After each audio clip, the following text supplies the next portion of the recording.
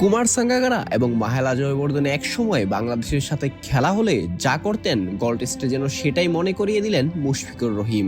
এই প্রজন্মের যারা ক্রিকেট দেখেন তাদের কাছে হয়তো একটা স্মৃতি খুবই স্পষ্ট এবং সেটা প্রায়ই ঘুরপাক খায়। যখন আমরা স্কুলে যেতাম, যাওয়ার আগে দেখতাম সাঙ্গাকারা কিংবা মাহেলা জয়বর্ধনে ব্যাটিং করছেন। স্কুল থেকে ফিরে এসে ভাবতাম বোধহয় কিছু উইকেট পড়েছে, বাংলাদেশ ভালো কিছু করেছে, কিন্তু না, একদমই তাই না।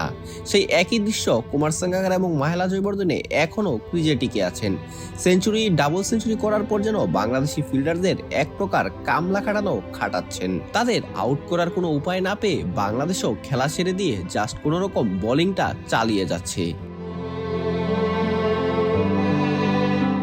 পরবর্তীতে একদিন বা দুদিন পর শ্রীলঙ্কা 500 কিংবা 600 রান করে বাংলাদেশকে ব্যাটিংয়ে আনলে বাংলাদেশের ফলো অনে পড়ে যাওয়া কিংবা ইনিংস ডিফিট খাওয়া, এটাই যেন ছিল আমাদের ছেলেবেলা শৈশবের ক্রিকেট দেখার দৃশ্য।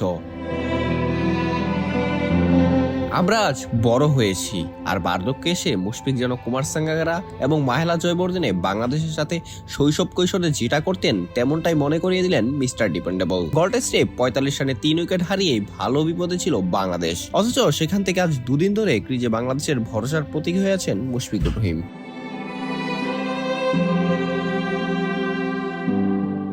অঙ্কুর গমেজ, বিডি আর্কাইভ স্পোর্টস।